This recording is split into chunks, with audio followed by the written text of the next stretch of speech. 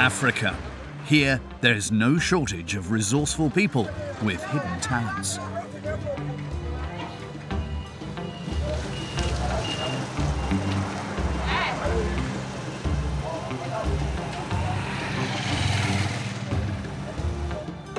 In Ghana, there is a particularly unique trade. Although it may look like Johnson is crafting a sort of large toy, that's not the case. This is a coffin for cocoa farmer. As you can see, we designed it as cocoa pot. This one, for instance, this one like this, 3 days. We have fish here. As a fisherman, you come here too for farmer. Yeah. A coffin in the shape of a palm tree for a palm oil producer, and another in the shape of a sewing machine for the village tailor. All carpenters like Johnson make their products to order. Nothing is made in advance as families are looking for unique coffins.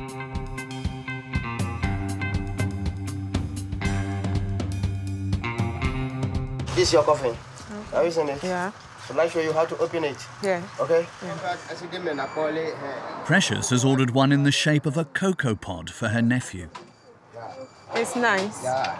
I'm okay. Are you okay with? Yeah. The young man, who was a cocoa farmer, lost his life in a car accident.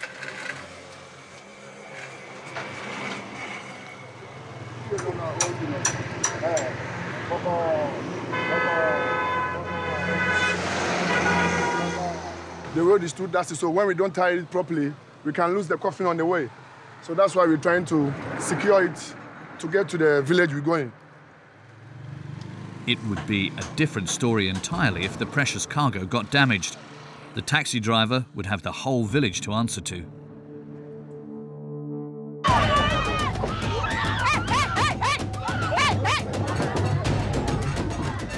Emotions can run high during these funerals, which sometimes results in hysteria.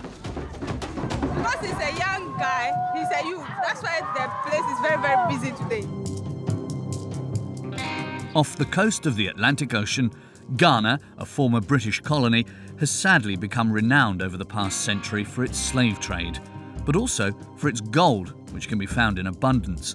This is why the English have called it the Gold Coast. The country is full of raw materials such as oil, recently discovered in the area, and, above all, cocoa. Ghana is the world's second biggest producer of cocoa. But despite the great supply of resources, they rarely end up in the hands of the Ghanaians. Being resourceful has become a necessity. As for some of them, white gold replaces yellow. It's not about getting rich, but simply surviving. Ghana means warrior king, which is a fitting name as its people are strong and resilient.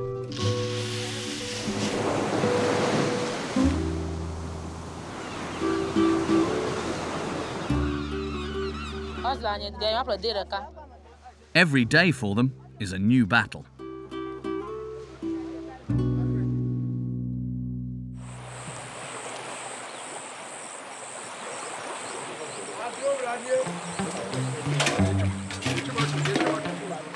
At dawn, the banks of Lake Volta, which is the largest artificial reservoir in the world, are swarming with water taxis.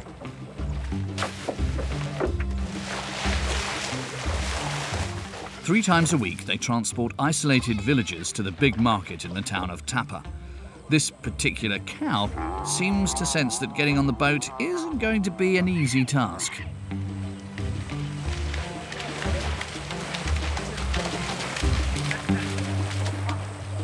One,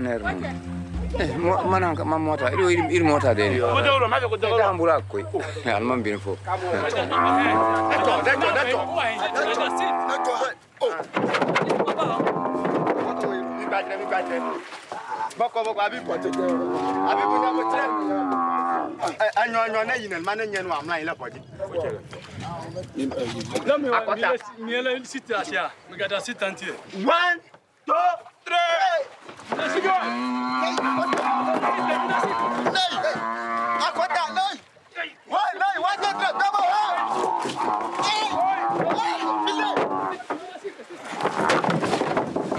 The cow would have undoubtedly appreciated a ramp, but a ride in the fresh air is bound to cheer it up.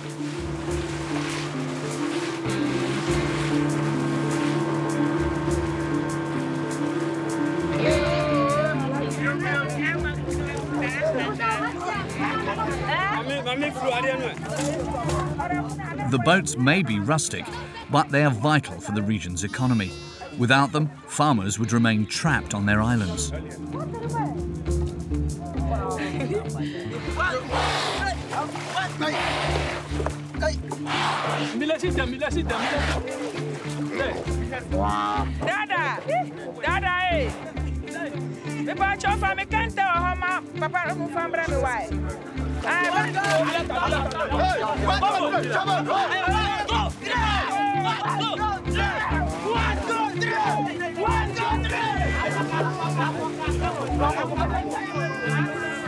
Everyone gets onto the boat however they can.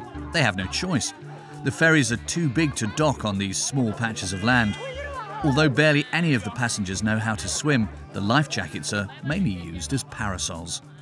But all is well, as the passage is smooth as oil. Wary of overloading the boat, Joseph, the captain, fills the boat to the limit.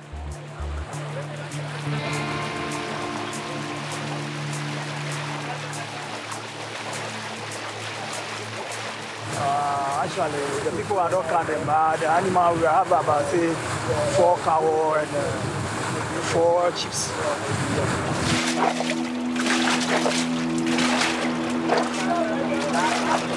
Half for the cow, you can take about, say, 10, 15, and the human being, you can take about, say, 50, 150, 100. Very, very dangerous. And when we are not lucky, you need the wind on the middle of the lake. It's another dangerous trip.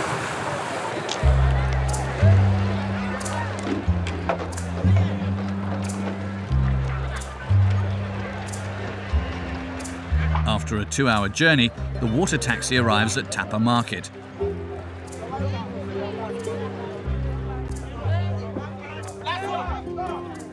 For the animals, getting off the boat is a much more pleasant experience than getting on. The passengers are barely off the boat when it heads back out across the lake.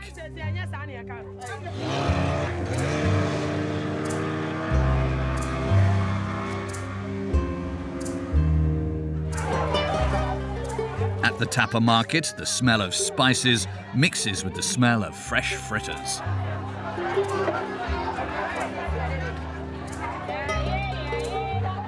However, one can't ignore the smell of petrol and not so fresh fish.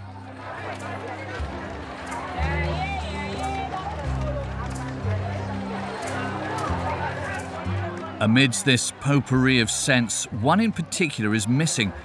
It's a fruit which is found on every market stall, as Ghana is the world's second biggest producer of it. It's exported all over the world, and hundreds of trucks scour the country's roads to gather it.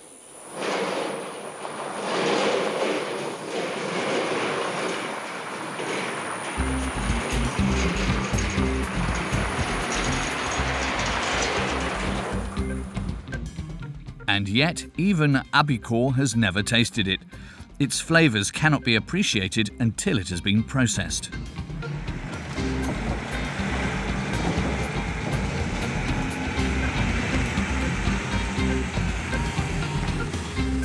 All people in this village, they are all the cocoa farmers.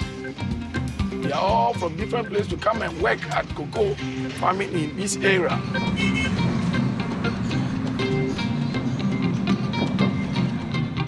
Nobody could even see some of the chocolate before. Some of the cocoa farmers, the chocolate before, or they didn't taste even Milo before.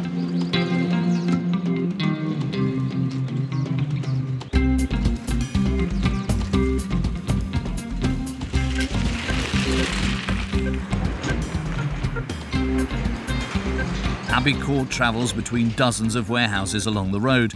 He works for the state, which buys almost all the cocoa produced by the region's farmers. How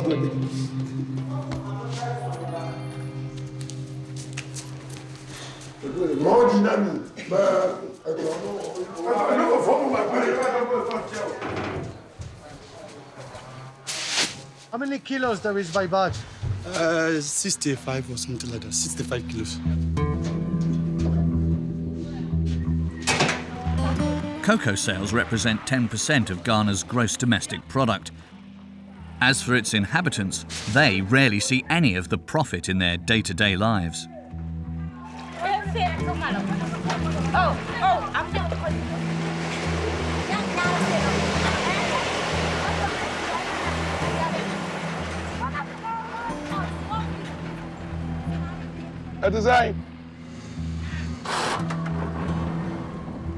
Even the roads leading to the warehouses are neglected.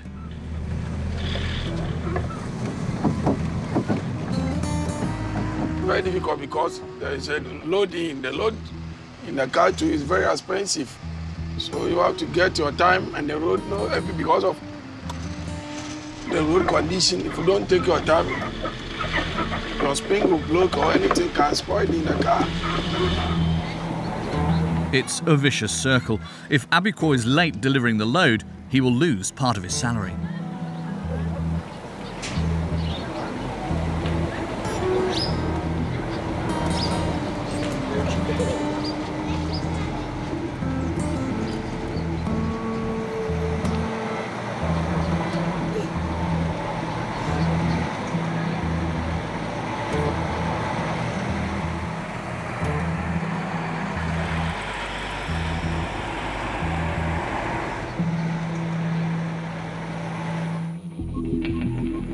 In the heart of the forest, the cocoa labourers must get a move on.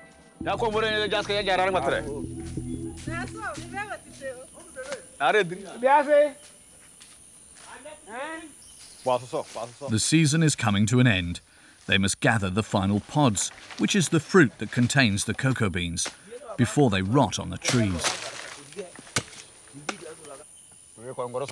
No machine could do the work as well as the men can. The harvest is taxing.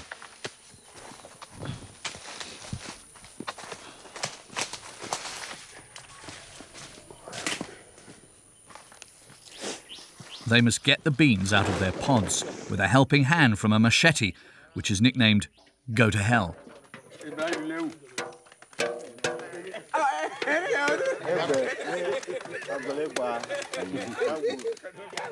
Cocoa is the pride and joy of this country. Puisque c'est la meilleure qualité. Puisqu'il y a d'autres pays qui fabriquent le cacao, mais ce n'est pas tout à fait bien comme celle du Ghana. Oui, le cacao, là, je suis sûr que c'est...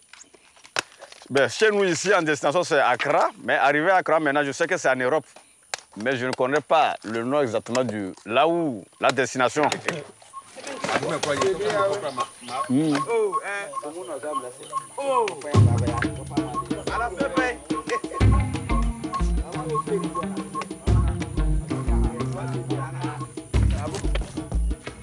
Around 15 families farm the cocoa trees in this small forest, but in the past few years, production levels have decreased.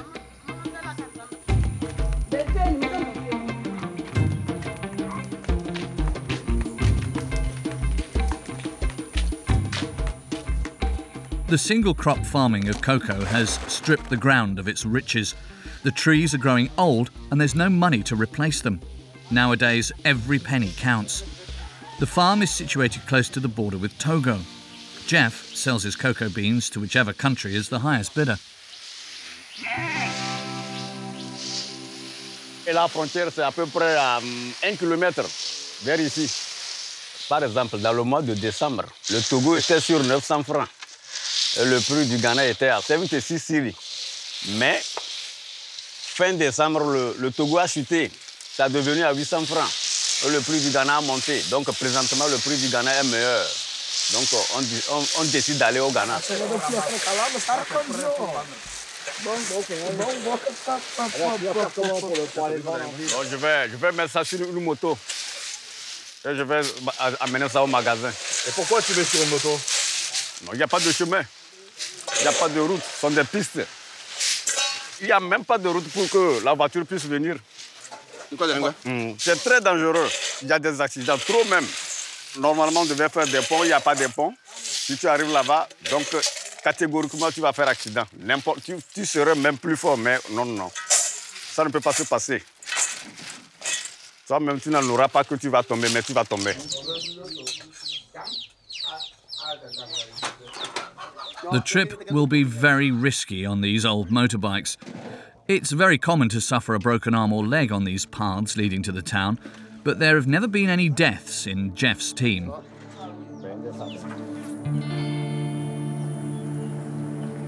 Sadly, Precious's nephew was not so lucky. The young man died in a car accident whilst delivering bags of cocoa beans to the town. Precious is returning to the village with a coffin in the shape of a cocoa pod to pay tribute to him.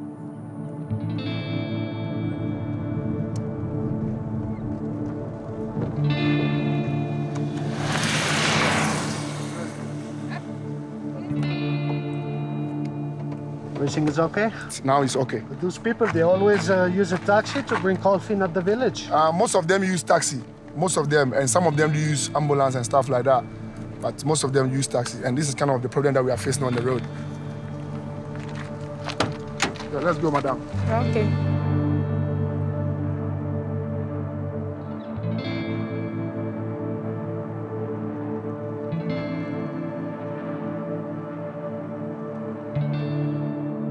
They went to farm to collect some load to the market. Okay.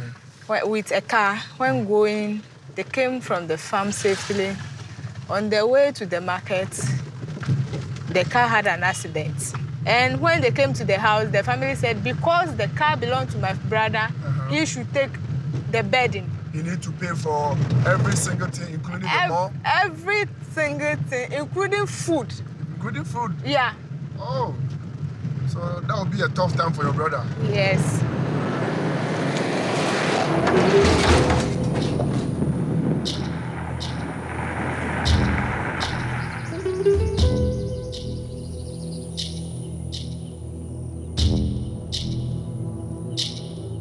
In Ghana, funerals are far from morbid.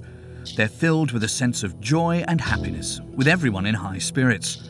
Ghanaians believe in life after death, so it's important for the deceased to enter this new life surrounded by happiness. And sometimes the scale of the burials reaches a whole new level, just like the one today.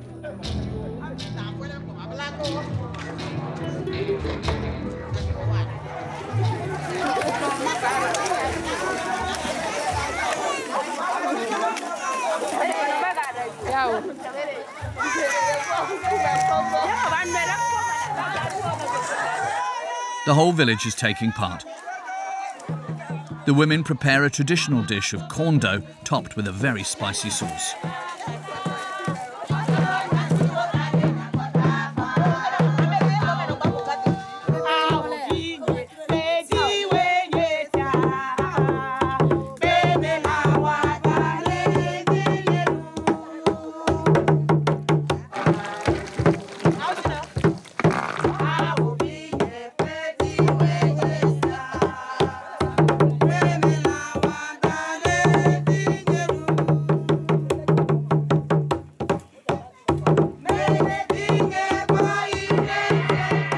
Though it may seem shocking to some, before being placed in the coffin, the deceased person is placed on show to the whole village.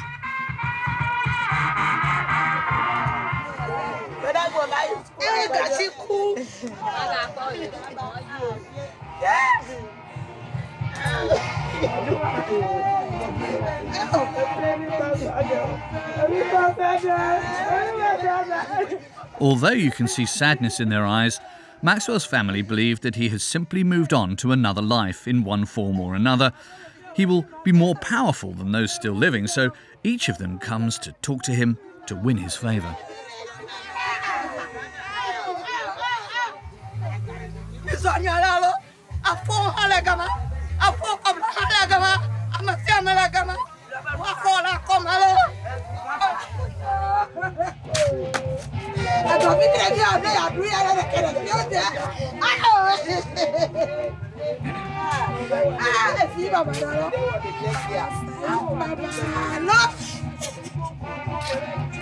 We put the body like that because he's a student, and we will lay him like that to present to everybody that he's a child and still a student. If you are grown up, they will lay you to sleep.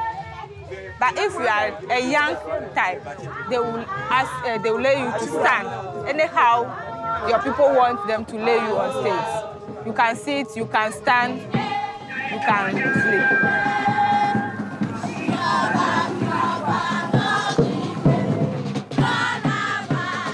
Maxwell's body has been preserved for 4 months in the morgue. His family paid €300 for the coffin.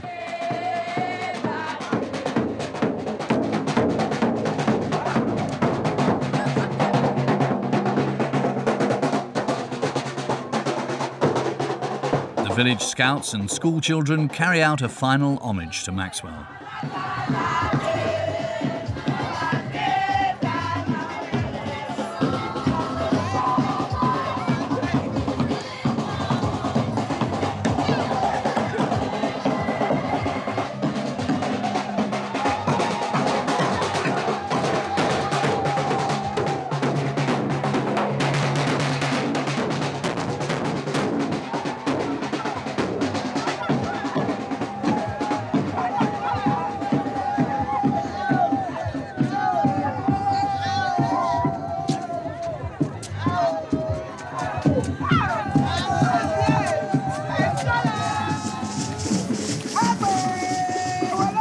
The coffin is in the cocoa form because the father is a cocoa farmer, and anytime he closes from the school, he helps the farmer in the father in the farm to for the cocoa.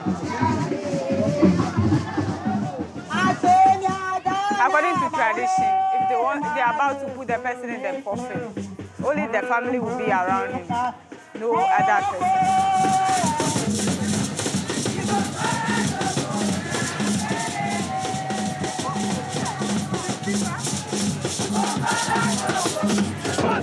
After a 2-hour-long ceremony, the coffin is headed for the cemetery.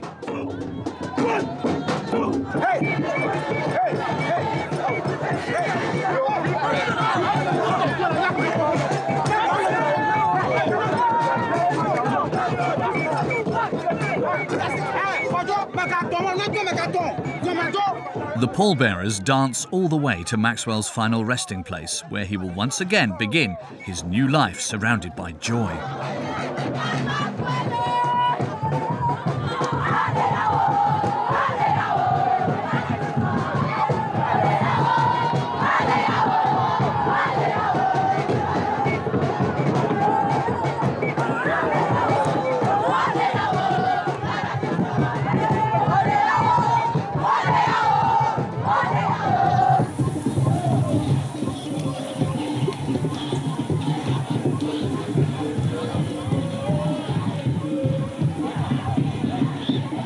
But with the combination of the heat, the chanting and the incessant beating of the drums, Precious's nephew's burial gets quite frenzied.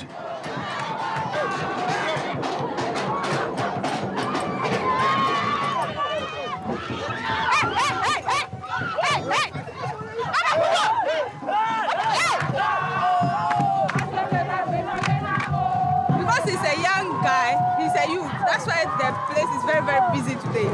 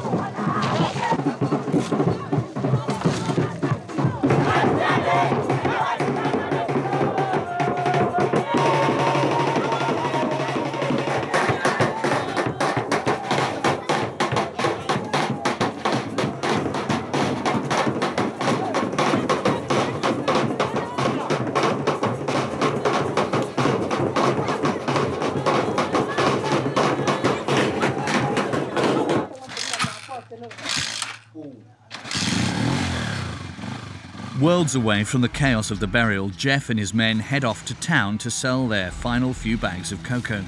10 of them are transporting 650 kilos of cocoa beans.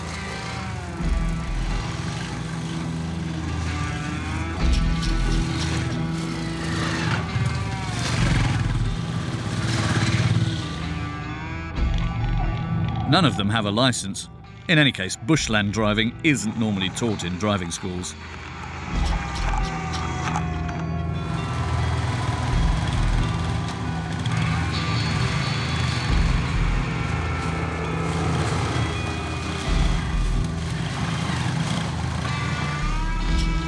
It's a 50-kilometre-long journey, during which all the drivers remain on their guard.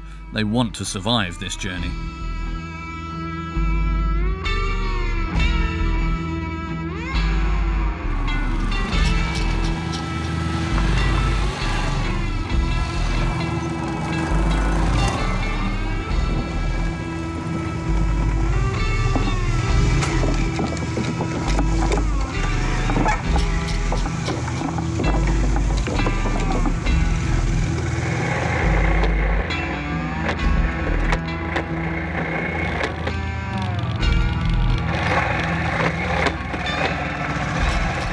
After 2 hours of riding, their old motorbikes are starting to tire.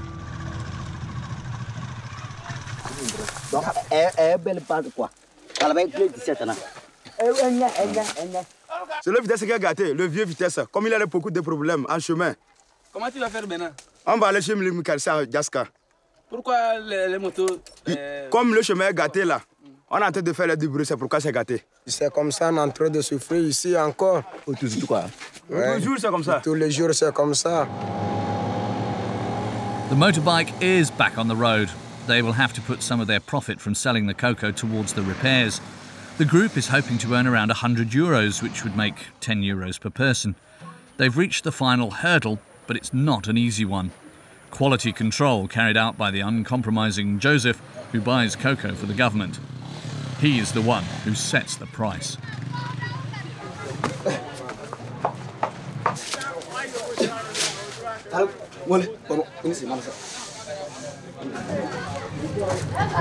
Merci.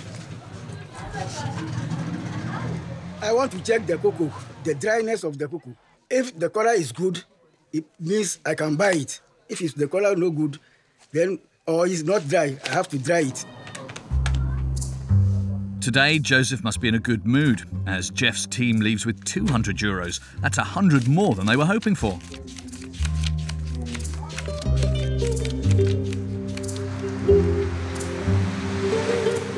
Ghana could be rich, very rich, as below ground it boasts masses of mineral ores and oil.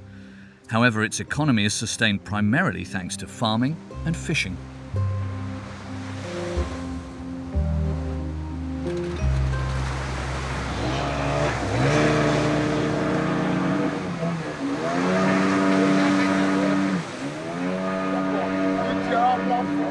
Yet, living there is still far from easy. That's why every day this crew relies on higher powers to get them through.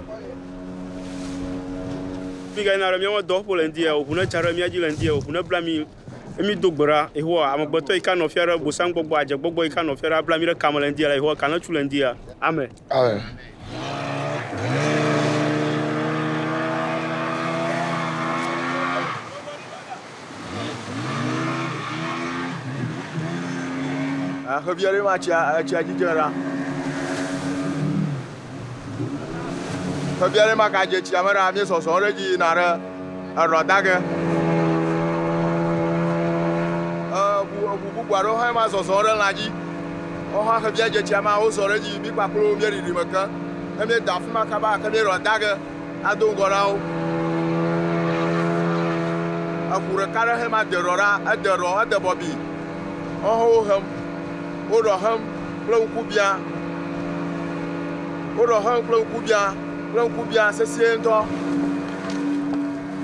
The crew had better hurry, as off the Ghanaian coast, 200,000 boats are all competing.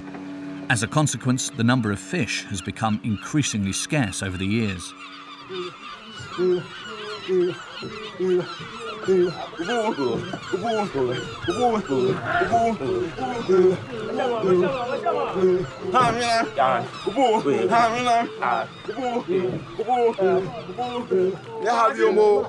Romano, mi wearing Camilla. If I don't cover big guy, I put my shoe flow.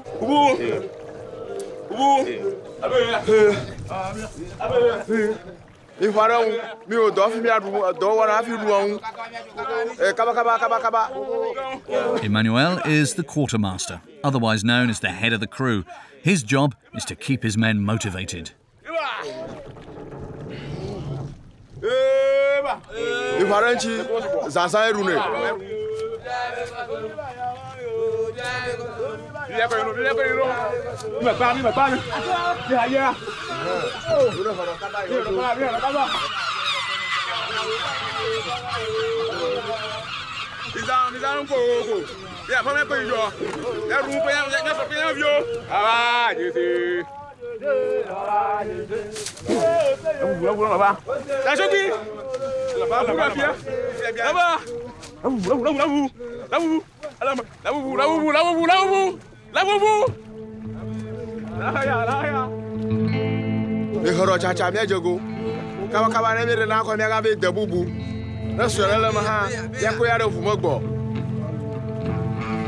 There will be no second chances. Fishing will not make the men millionaires. They've caught around 100 kilos at the most, and this is made up only of small fish.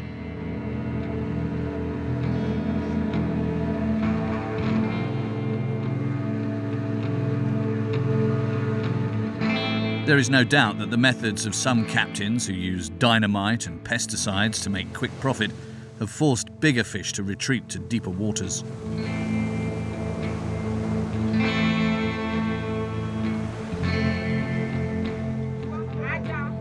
Back on the beach, dozens of women keep an eye on the horizon. They're not waiting for their husbands to return from sea. They're fishmongers.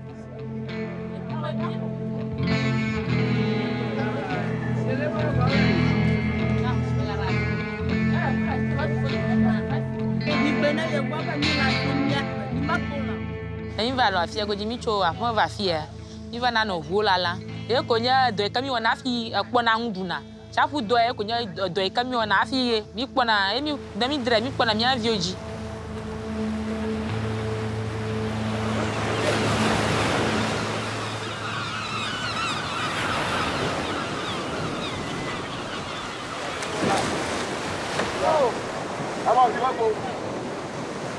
They're bound to be disappointed. Out of 15 boats, none have returned with an impressive haul. The battle of the fishmongers commences, and there isn't enough fish to go around.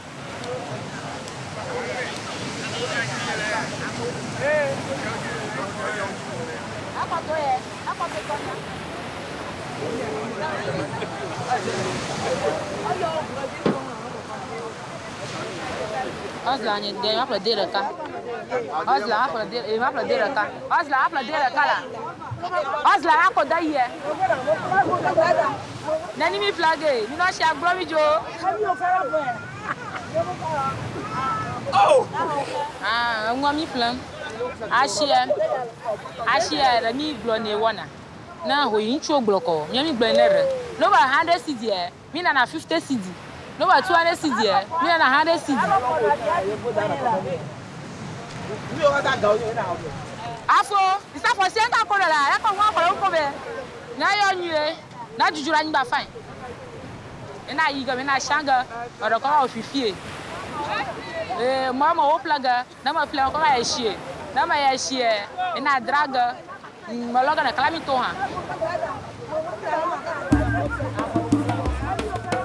Smoking and salting the fish means it doesn't have to be refrigerated, as the fishmongers can preserve it in this way for a week or maybe more.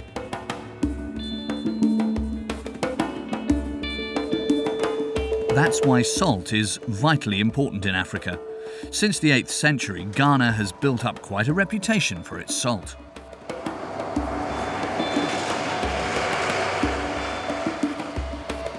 Drivers who transport cocoa and those who transport salt fight over the roads.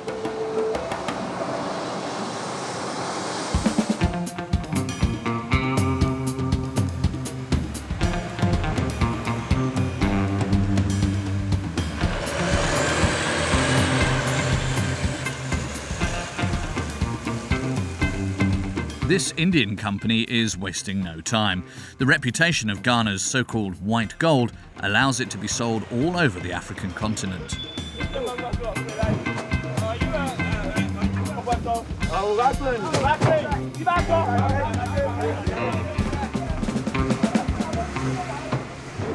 Je veux charger 2000 sacs de sel. Les 2000 sacs, ça fait 50 tonnes. Je regarde bien les marchandises. S'il y a un problème, s'il y a manquant, c'est moi qui vais ramasser les pots casés.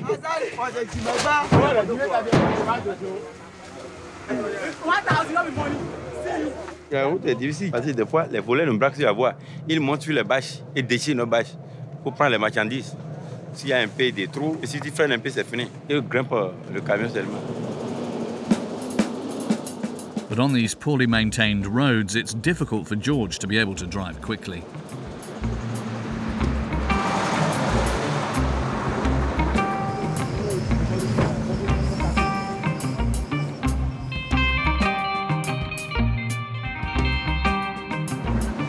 The truck driver delivers his salt to Benin. For 200 kilometers, he and his truck have been dancing to the rhythm of the potholes, as he puts it. On danse comme si on était assisté à une cérémonie. Oh, c'est les voix qui fait qu'on danse. Vous le voyez? Vous avez vu comment je suis en train de danser sur le volant, non? Mais les trous, la dégradation de notre voix fait qu'on danse sur le volant comme si on est en train de danser.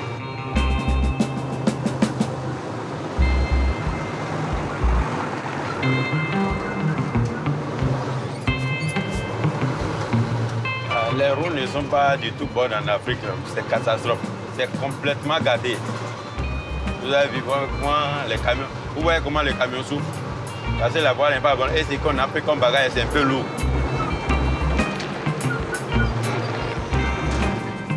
Most people living by the sea make a living from salt production.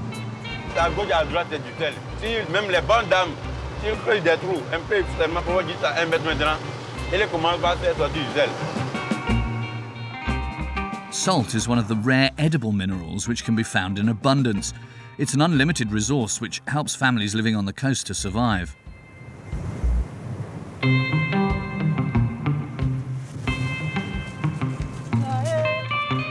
But just because there's a lot of it doesn't mean it's easy to gather.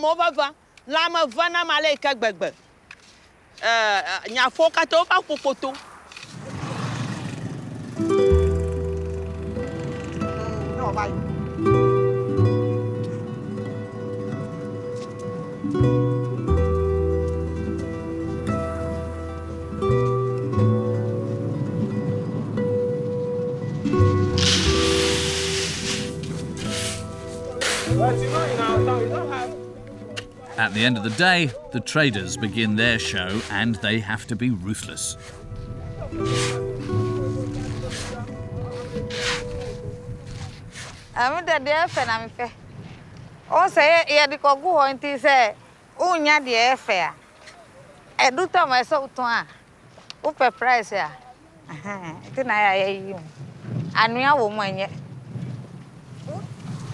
So the go on from an yes, that's your name now.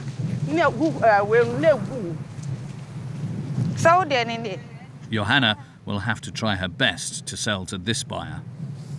I say me ton 200. Oh, you swear? Oh, sana ma ton. Oh, Davia, no boy did do. Now ba my. Me more tensity. Oh, mpacho and de me. Oh yeah. Oh, me de kuku. Oh, me so me pacho. It's I fit. I fit answer the Tony yen toshi. Oh, pamocho. Yen toshi. It would the price no 120. Oh. Open na my best. 120. 120 na mission. I try na ma kovati. Aw. O dinamo 150, 150 akoti. Open na me ko no wan ko shemo. Yo mate. Agba Jimmy ajo gale ka gbagba. Agba mi prevu nyo mi nduga adifodo fine. Over free na magba. Nya ha mo po gagba, ba kan ga. Hoga. Akpa yo abana ba pleje na. Yo mo po ga. Akpa no se.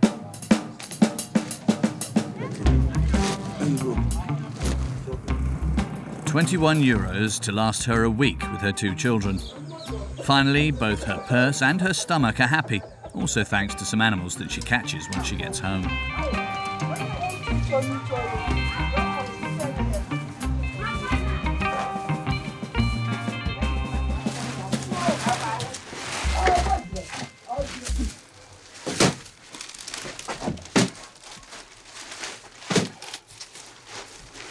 Machida, you see a queen, catola, she and was all.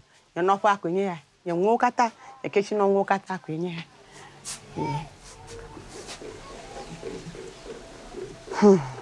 A demo kitchen on wheel, my fly, Catania, Yasho Catahawala. A Gagbama Tony. I've well, I share the Maderiba Matoy, a putepesha, yeah, I'm a poor corruption with you. We walk at Alafia, Tony, young Shang, Tony. My fucking Nyasho kata agble nyasho nya nyashale nyasho kata we do sasanya do sasanto nyashi jibe aba zupo togo ha na mo nyasho wala. But Johanna always has a smile on her face.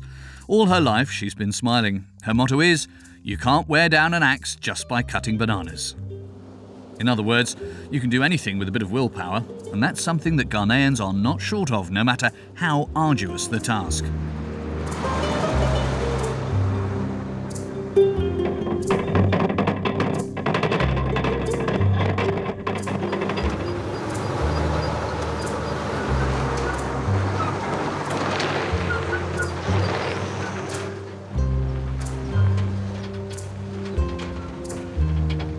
George and his assistant have now been dancing in their truck for hours.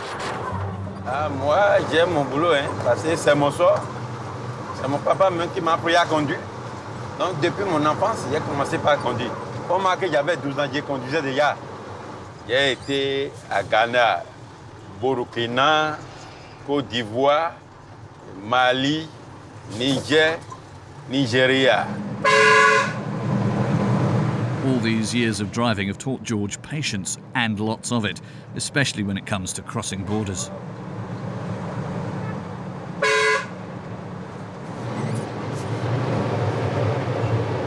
Il va descendre, il va faire l'enregistrement.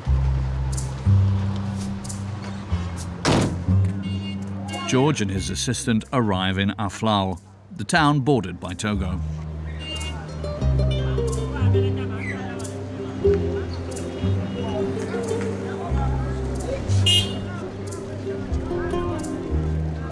Ils vont vérifier la marchandise et voir l'étape dans laquelle la marchandise est arrivée.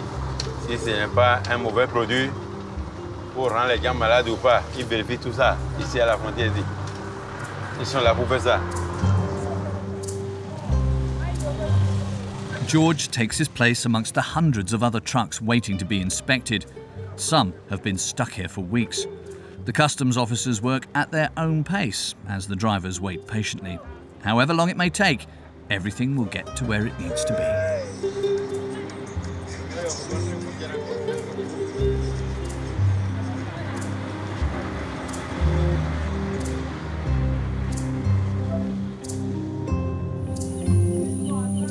In the cocoa tree forest, Jeff is also preparing to cross the border, but his journey will be much quicker He's travelling on foot.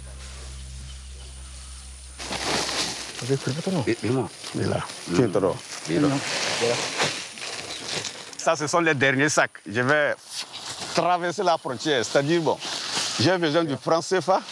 Maintenant, actuellement, je voudrais aller au village avec les francs CFA.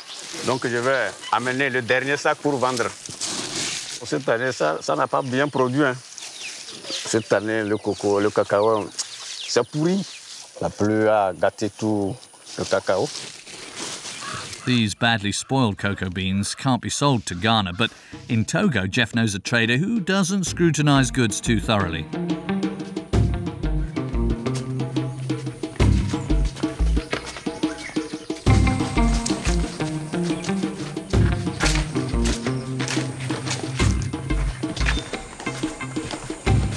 C'est 1 heure de temps de marche à pied en transportant le cacao sur la tête. Tout juste arrivé à la frontière, on va ça et on revient à la ferme. It's far from a gentle stroll for the cocoa carriers. They're carrying around 30 kilos on their heads.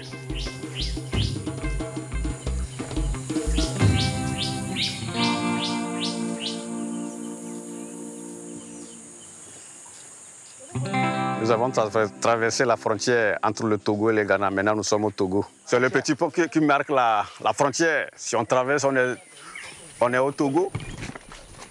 Maintenant, je suis au pays.